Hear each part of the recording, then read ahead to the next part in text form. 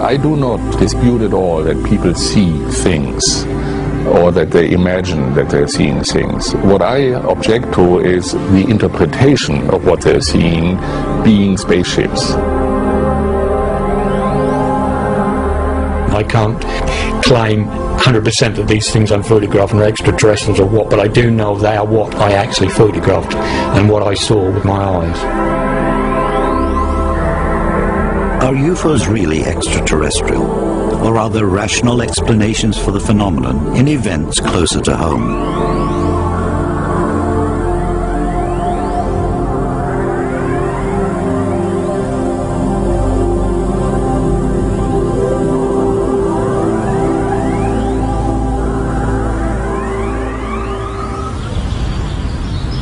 Unidentified flying objects have a compelling attraction for anyone who has experienced them, directly or indirectly.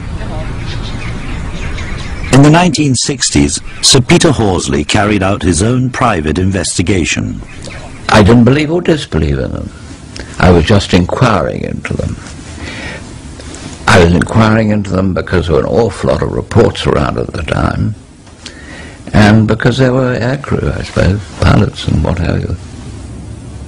As an RAF fighter pilot who eventually rose to the rank of Air Marshal at the Ministry of Defense, Peter Horsley was uniquely placed to know whether the UFO phenomenon has any substance to it. Early in his career, when he was a young equerry at Buckingham Palace, he became interested in UFOs. I was working in the palace at the time, and we all discussed it. Prince Philip, General Browning, we all discussed it, sometimes jokingly, sometimes quite seriously. And I think Prince Philip was very open-minded about the whole subject. And I suggested one day that I should do a little research into it. He was absolutely fine. He said, don't bring any adverse publicity on the palace, obviously. Don't become a crank about it. Go ahead, inquire into it.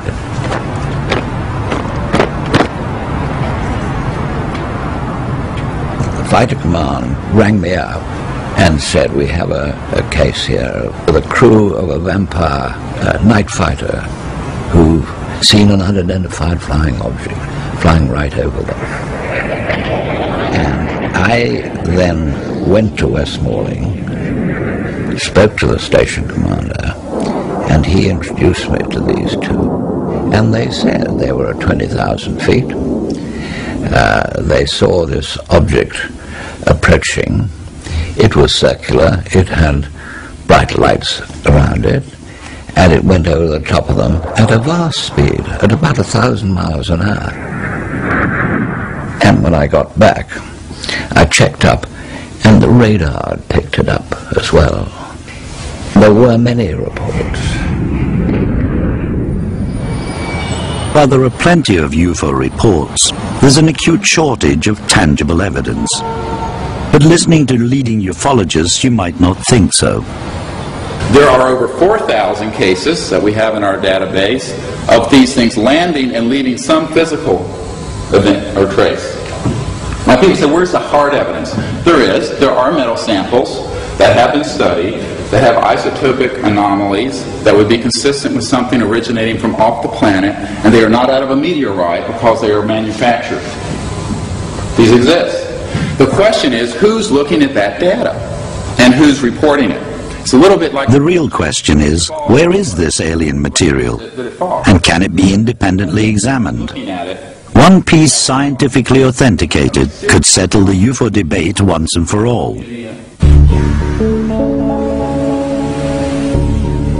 We were told that in Chile a local gold miner had recovered some strange metal from the site of a UFO crash high in the mountains. We located Georgi Ibarra's village and the metal that is allegedly from outer space.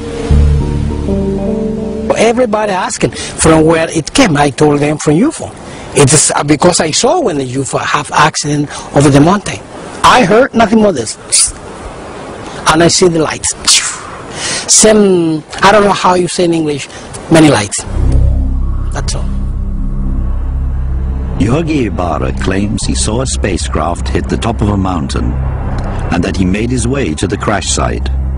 Once there, he says he saw pieces of metal scattered all around. I saw many. I received 10 pieces. Okay, 10 pieces I keep into the sample bag and I back to my home. I need to make an analysis, especially I hope from London. Initially, Georgi Ibarra said he was willing to allow a sample of his metal to be independently tested in England. Naturally, he would have to accompany it, although he had no passport. Later, he imposed restrictions on the methods of testing and asked for sums of money that made it impossible to carry out. So metal that allegedly has come from outer space remains locked away in a china cabinet in the home of a shrewd Chilean gold miner.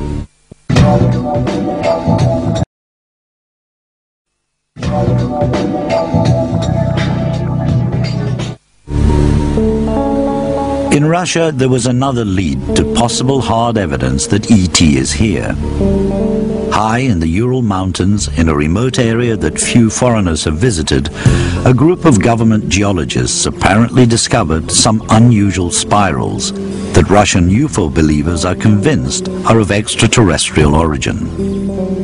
Well, the first findings of the spirals were done in 1991 when a state expedition was sent to Ural Mountains to find gold.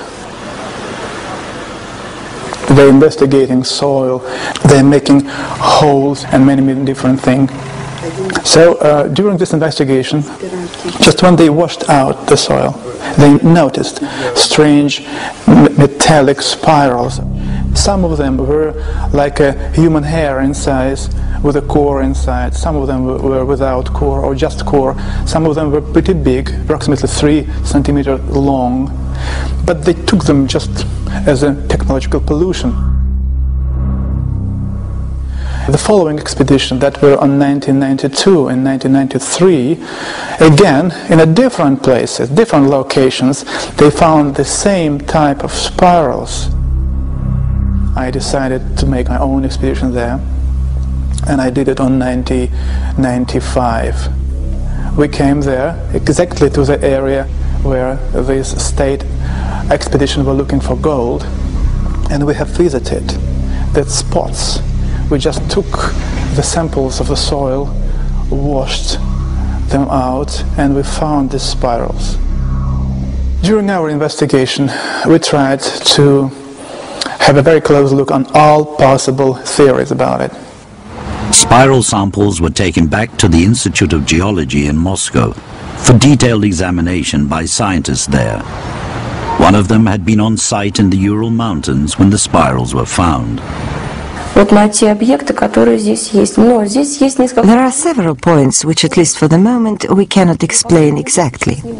First, the spirals are distributed over a very wide area. We know that the Ural Mountain region is like a large rubbish dump. There's a lot of industrial pollution. When we went looking specifically for spirals, we tried to make sure our experiment was not contaminated by any other materials. All the samples that were found in the previous years too, they were taken out from the depths between 2 and 12 meters deep, which also can give us an idea about the approximate age of the spirals. When we washed out the soil sample, it was from at least 6 meters below the surface, and we were careful. Based on this, the deposits in the quarry that the spirals came from have been dated to something in the order of 80 to 100,000 years old. All the experts agreed that the spirals were not organic but manufactured, which begs the question, are these spirals from our civilization or some other? That remains an open question. Sometimes we lean in one direction and then we go in the other. Valery Uvarov agreed that we could take some of the Russian spirals to Britain for an independent analysis. Meanwhile, in America, there was news of another source of alleged extraterrestrial material. No one seems to know what the function is, and no one has been able to explain this wavy pattern. And we have done tests in strong electrostatic fields in which there is this odd movement side to side. Wow. Linda Howe is a science journalist and a radio broadcaster. In 1996, she received from an anonymous listener a mysterious package containing some odd material. An accompanying letter explained how it had come to be in the possession of the donor. His grandfather had died in 1974 and had left a diary in which he says he had gone to a crash of a wedge-shaped vehicle in New Mexico in the 1940s. And metal samples had been gathered by this grandfather that he says it was extraterrestrial. The Army Air Forces has announced that a flying disc has been found at Roswell, New Mexico, and sent to Wright Field, Ohio for further investigation. Once again, Roswell. A story that is so much at the heart of UFO mythology. Army officers say the missile found sometime last week has been inspected at Roswell, New Mexico. And now some strange metal that may or may not have come from a crashed alien spacecraft that no one can prove ever existed. But none of it matters if the metal turns out to be manufactured and not of this earth. Everybody who's looked at it says it's been structured by someone for some reason. We just don't know who or why. We brought some of Linda Howe's crash site metal and samples of the Russian spirals back to England, to the prestigious laboratories of AEA Technology at Harwell.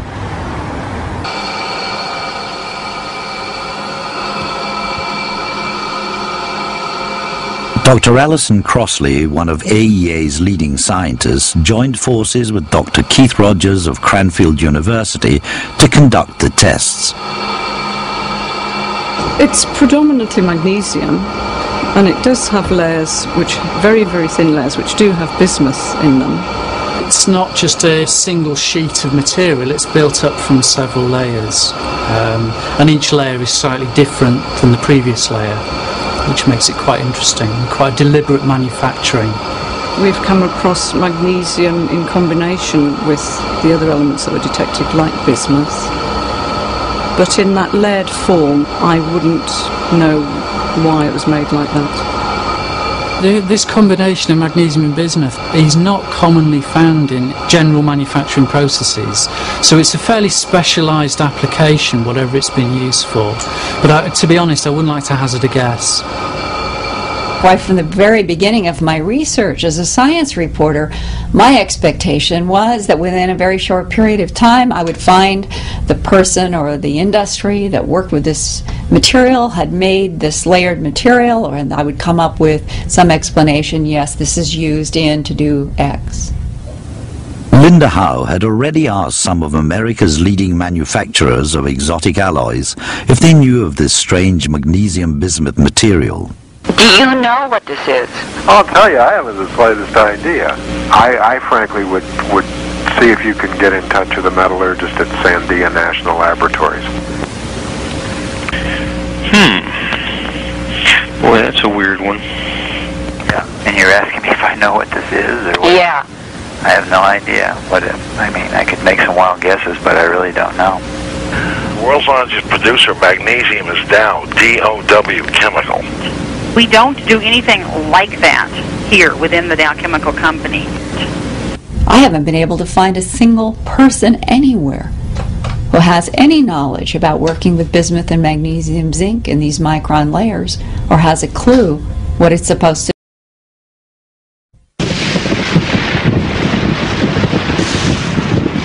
But is it from an alien spacecraft? I think it couldn't have come from outer space because I don't think it would have survived entry into the atmosphere. Because of its structural integrity and the form that we see it, it really wouldn't lend itself very well to a structural material, for example, because it would fall apart. Magnesium melts at a very low temperature, so I don't think it could have. I don't think it's ever been out off the Earth. When it comes to this question of how do you prove an extraterrestrial origin on anything, the one most common hypothesis is if you can come up with an isotopic ratio in elements that we can't find anywhere on the Earth, then you have something that is extraterrestrial. The isotopic composition is really very similar to that you would expect from any piece of magnesium, for example, or any piece of bismuth. It is fairly unambiguously of a terrestrial origin. Terrestrial and manufactured, but so far no one knows by whom and for what purpose. What about the Russian spirals that geologists found in the Ural Mountains and the UFO believers think could be 100,000 years old? The spirals looked very pretty. They were filaments round a core. The filament was tungsten metal and the core was molybdenum. They actually looked to us like light bulb filaments. They did have the same structure that a light bulb filament would have. But there was a lot of metallic debris with the spirals. We found osmium and iridium, commonly found in pen nibs actually. I think they could well be scrap material that had been dumped there. It's not impossible. The Ural Mountains region is known to be an area of top-secret industries, with factories hidden among its valleys. But Russian ufologists know this well. The mystery is that they still believe that the filament lookalikes found there predate our civilization. It seems that reliable eyewitnesses and pictures are the hardest evidence we may have for UFOs. The extraordinary pictures which this East Anglian photographer has recently taken have never been shown on television. If they pass professional scrutiny, they might support the argument that ET is here. Exciting though it is, visual evidence of UFOs is far from reliable. This one in Mexico City is generally considered to be a hoax. It has the characteristics of a balloon or a clever composite picture.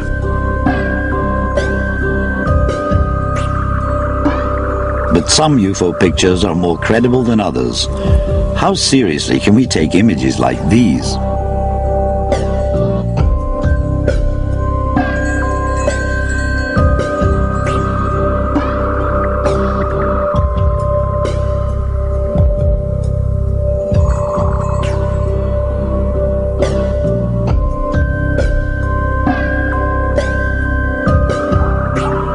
There are so many cheaters there who do it deliberately, who use this the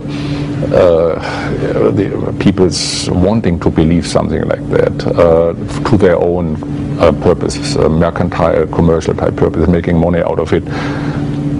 And frauds. There are so many frauds in this particular area.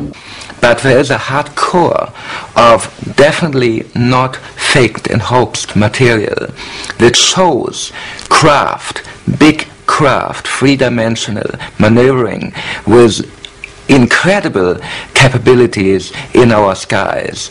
We have hundreds of photographs that are daylight, crystal clear. They've been analyzed and they're not hoaxes. There's thousands of feet of videotape of these objects. Invariably, there's nothing much to be discerned from most of these blurred images, and their provenance is often unknown. In a quiet suburb of Lowestoft, what could prove to be a classic UFO story is unfolding. It involves David Spohr and his wife Jean, a respected local couple. David is an accomplished landscape photographer. but he says he cannot make a living from it. We paid him for exclusive television access to other video pictures that he had taken. Jean Spoor is a local councillor, and during the day while she's at work, her husband spends many hours on the roof of their house scanning the skies of Lowestoft. During the past 18 months, David Spoor has recorded some extraordinary pictures. One August evening, I think it was the 19th, about 7:45, I was closing my garage door and just looked up in the sky. I very often do that, being interested in photography. I'm interested in skies. I looked up and I saw this sort of strange cylindrical shaped object, cigar shaped, whatever you like to call it, coming over from the west, more or less directly over the house. I was sort of quite rooted to the spot for a few seconds, because it was just unusual to see something coming without any wings, no sound, anything. I propped the camera on the fence just outside the back door, got a few frames of it before it sort of seemed to accelerate terrific speed into the east and disappeared completely. That was the first time that I'd ever seen anything, or certainly videoed anything. In the following year, David Spoor saw and photographed at least 2 more UFOs, and the next extraordinary sighting was also witnessed by his wife. I was actually in my sun lounge reading the paper, as far as I can remember. I had my camera with me most of the time, and looked out and I saw this object which appeared to be hovering in the northeast. I picked my camera up and I started filming this object.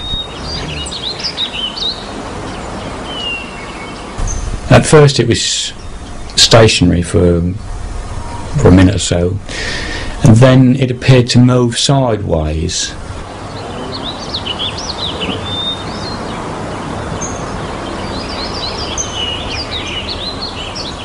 It was moving over the bush, coming across, going out to sea, in the direction of the sea, very, very slowly. No sound, just hovering across. But unfortunately I was going to work and it was a deadline, so I could only watch it for a certain time, and then I had to leave it with David to see where it ended. When it went behind the tree, I know I came round to the side of the house and more towards the front to get see if I could pick it up again, and I did pick it up, and it had moved the other way and I lost it behind part of the house. And this wasn't a tremendously long sighting, but it was an interesting one because it was a daylight sighting, and the object appeared to be quite, well, I don't know if it's solid, but it certainly was a luminous object rather than just a light, and it appeared to be what might be called a sort of almost traditional saucer. That is what I can only describe it as, what it appeared to me.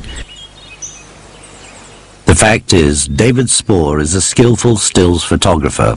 What does he say to those who will insist that he's faking these videos? All I can say is just have a look at what I've taken, have a look at what the footage I've done, and especially perhaps the daylight ones, and if they can work out a way how that could be faked, they're a better man than I am, because I don't know how I could have faked any of those, and I can say categorically that I haven't faked them. They are things that have happened that I have seen, that my wife has seen. Whether people believe me, all I can say is that that is the truth.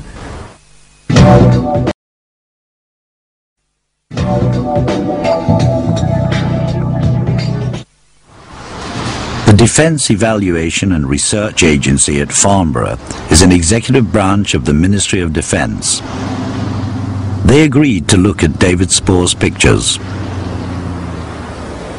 Dr. Richard Crowther is expert in, among other things, identifying space debris in the skies over Britain. We asked him if he knew what the unidentified objects in David Spoor's pictures were. Potentially it could be a tank from a launch vehicle, it could be any pressurized vessel from a satellite, without any idea of the resolution, any idea of the distance from the observer, any reference point against which the motion can be measured, I'm not confident that it is space debris.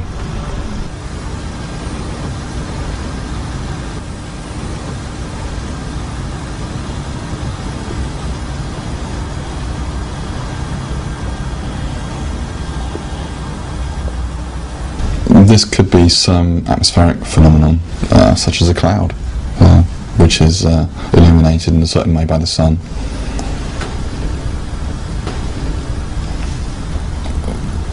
It's unlikely to be space debris simply because the apparent motion is stationary. If there is an object there, a physical object there in the sky, it could be an aircraft or whatever, but as I say, I would not imagine it's a piece of space debris. A few days later, Richard Crowther called to say that the image that David Spoor had recorded on the 19th of August could have been the American space shuttle passing over Lowestoft as it returned to Earth. It was scheduled to be over the North Sea around lunchtime that day. David Spoor says his video was taken at about 7:45 in the evening. Spoor's most controversial pictures were to come about a year later. My wife was actually out at council meeting with some other councillors, and I looked towards the east, and I managed to get a shot of it with the camera actually propped on the top of our car, so it's fairly steady. It kept in that position for around half a minute or so. Then it suddenly shot off quite a pretty fast speed, fast enough that I couldn't keep up with it. Once it disappeared, I stopped filming and tried to move around to the house to see if I could pick it up anywhere else, and I couldn't see it anywhere. Again, it made no sound whatsoever.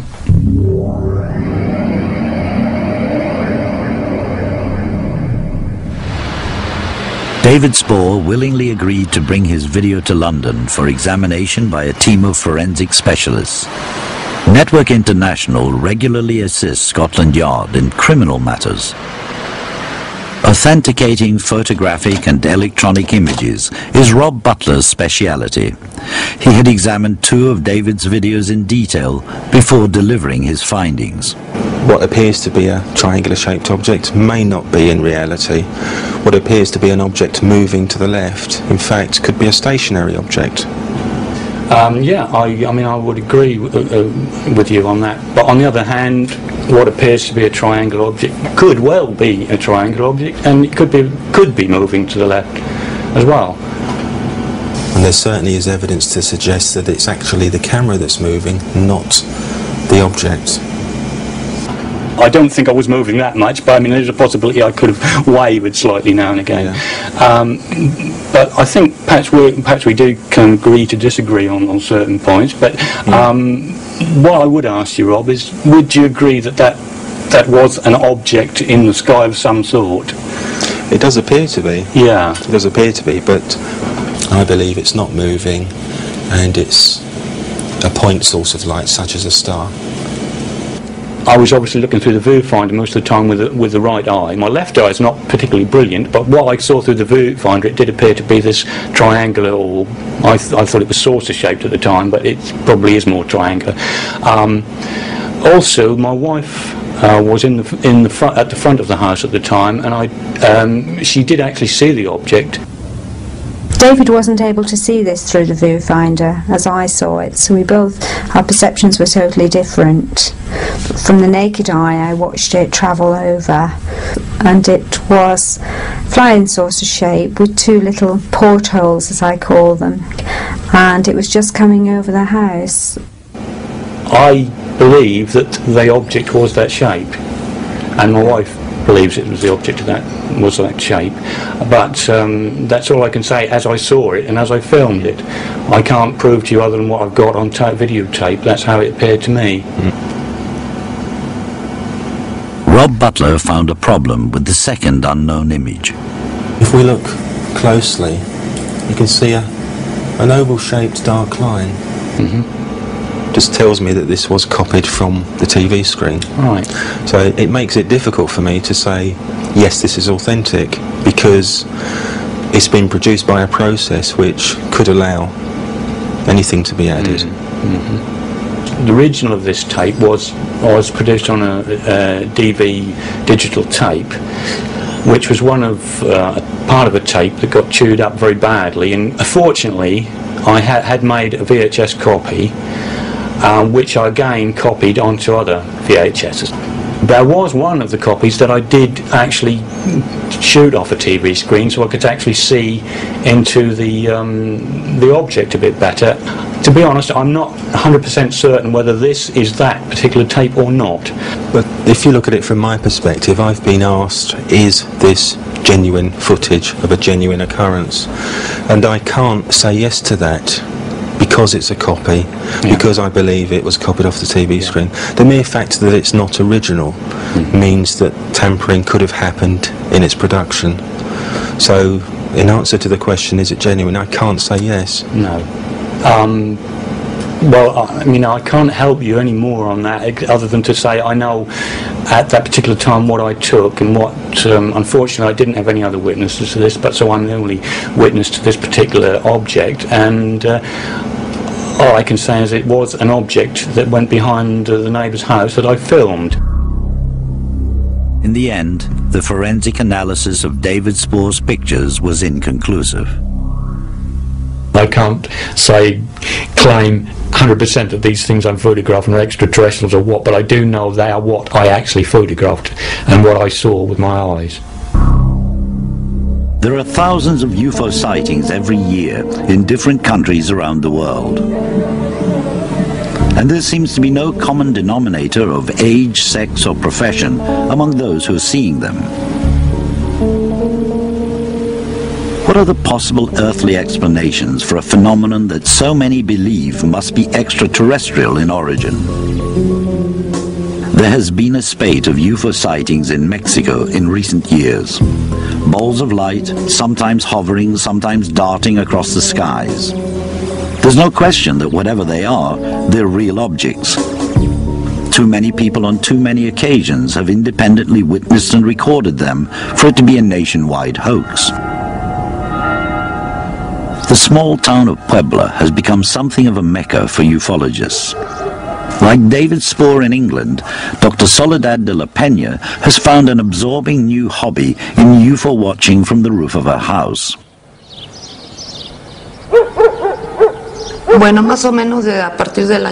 I started to take a genuine interest in the objects in the Puebla skies in around 1991. From the time of the solar eclipse, many objects were seen in parts of the country, and many were seen in this area.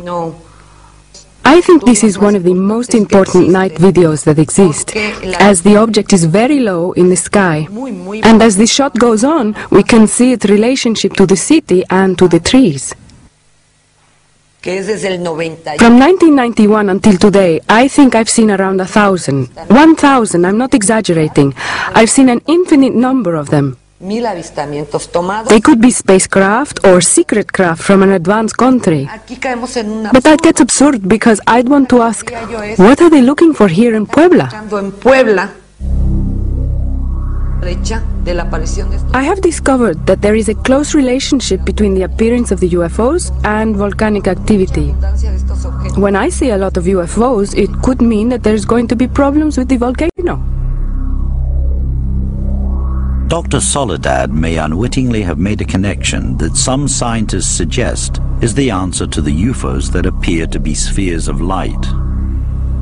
The empirical analysis that we've completed indicate that most luminous events that people call UFO reports are coupled to earthquake activity, that they're natural phenomena, and both these balls of light, no matter how unusual they may be, and earthquakes have one thing in common: tectonic strain, not extraterrestrial forces. The theory that deep within the Earth, extreme pressure on rocks produces an electric charge that manifests itself above ground as balls of light is particularly relevant to Mexico. The country rests on a bed of seismic activity, and many, like Dr. Soledad, have seen UFOs in and around Mount Popocatépetl. I think that if you ask what are the unidentified flying objects, they are regular airplanes, that they are highly classified, unacknowledged high-performance or stealth aircraft. Some of them are Russian airplanes that we bought for evaluation. Flying saucers, I don't think so. Secret military aircraft in the skies and tectonic strain beneath the Earth may well account for a large percentage of UFO sightings. And over the last 40 years, there's been another possible source: debris in space. We can track with radars and the telescopes of the order of 8,000 objects. We know the positions of these on a regular basis. One of those, on average, comes back to Earth a day. When they come back to Earth, when they pass through the atmosphere, they heat up. Some are destroyed, some parts of objects survive re-entry and hit the surface of the Earth. But there is still a percentage of sightings that remain a mystery. I saw all reports on flying saucers that came into the Air Force operations room. I should think 90% of them, perhaps 95, could be explained away. But there were 5% unexplainable. There's always a small group of sightings that can't be explained, but you know, there are always a small group of murders in Los Angeles that can't be explained every year. But it would be bizarre in the extreme, you have to admit, to suggest that those particular murders weren't committed by humans, they were committed by aliens, for example. I mean, the fact that some are unexplained doesn't constitute proof or even evidence. There is dramatic new evidence from the Hubble telescope that the chances of there being life elsewhere in the universe are far greater than was ever imagined. In October 1998, looking 12 billion years back in time, Hubble revealed an early universe with twice as many galaxies than was previously thought. We know that life probably comes about pretty easily when the conditions are right, the temperature situation, the humidity and so on. And we find life forms in very hostile environments, on the bottom of the ocean, in hot sulfur springs and so on. I think that out there in this vast, vast universe, I'm pretty sure there must be many, many life forms. It must be teeming with life forms. But if the universe is teeming with life forms, some of which may be more technically advanced than we are, why should they not have been visiting Earth? We aren't that important with our own little planet, with our medium-class sun in a distant corner of our galaxy, in one of the spiral arms. And here you got people who are saying that we are the most important folks in the universe because we are being visited again and again by superior beings. There is no doubt that a UFO phenomenon does exist, and it's global. But so far there's no conclusive evidence that it has an extraterrestrial dimension. Whenever such evidence is presented, on close examination, it seems to fade away. I think if they were here, if there was some evidence that they were here, you'd have tens of thousands of university researchers beavering away on this problem at night. I mean, this would be the most important scientific problem they could work on. And the fact that they're not doing it speaks volumes to me. Rather than look for ET on Earth, scientists at NASA are firmly focused on a search elsewhere. If it works, Dr. Lake Mirabeau's experiment with pulsed laser propulsion may be the method that puts spacecraft of the future far beyond the pull of Earth's gravity. It's part of an adventurous NASA program that's pushing hard at the boundaries of science. We're supposed to be looking to the far edge, to the cutting edge of advanced technologies and pressing the frontiers of science. So we are going to look for new ways to do things. We have a center, the Marshall Space Flight Center, whose job is to be the center of excellence for propulsion. That means they ought to be looking at new stuff, and if they're not doing their job. If you got your foot on the pedal and you can still steer the car, you're not going fast enough, and that's what we believe around here.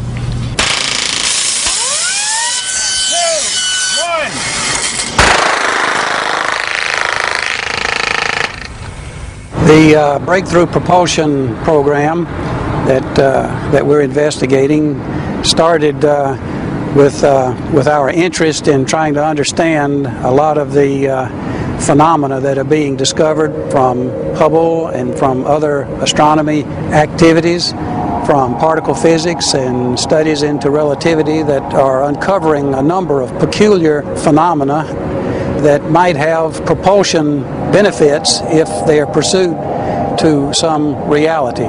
So we're interested in pursuing some of these to see if in fact we could potentially approach the speed of light with travel, or possibly exceed that. There's a lot of controversy in whether that's possible or not. NASA's not shy of controversy. In a program of cutting-edge research, Dr. David Neuver is using superconductors in powerful magnetic fields to test the claims of a Russian scientist who says he's managed to modify the immutable law of gravity. If it's possible, it could have a greater impact than the advent of the wheel.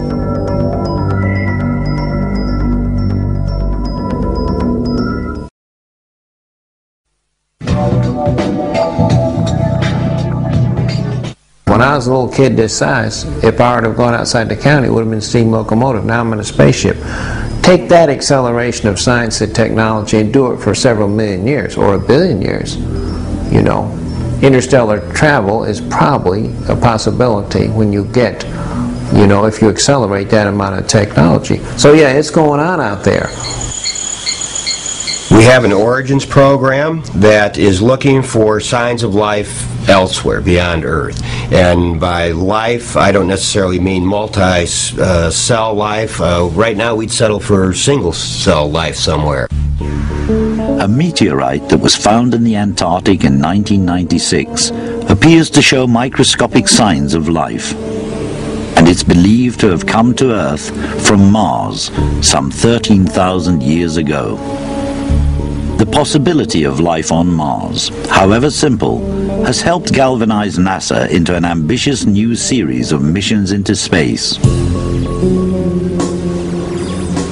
If you really want to get inspired and look to the future, look at science fiction books or magazine articles about the future. Look at the predictions that science fictions are writing, and then go, you know, way beyond that. And that's probably where we're headed. We have ignition and we have liftoff of NASA's Mars Climate Orbiter as we continue to explore the mysteries of the red planet.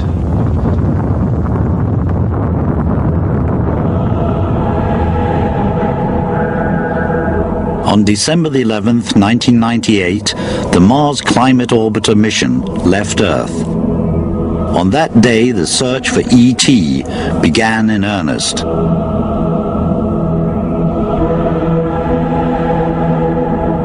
There'll be a mission every 2 years for the next 10 years, culminating with a Mars sample return in around 2003, 2004, bringing it back around 2006 with the first samples back. So that's going to be a step towards learning, is there life elsewhere beyond Earth? We've got the Galileo probe going through the system of Jupiter, and they've discovered a layer of ice around Europa, one of the moons of Jupiter. Well, we think under that layer of ice there might be an ocean 60 miles deep. Two things you need for life are a source of water and a source of energy. If Europa has that, it could lead to very exciting breakthroughs. And then, through things like the Hubble Space Telescope and the next generation telescope that will come after the turn of the century, we're going to focus our instruments on planets in other solar systems. And then try to find out, might there be life there?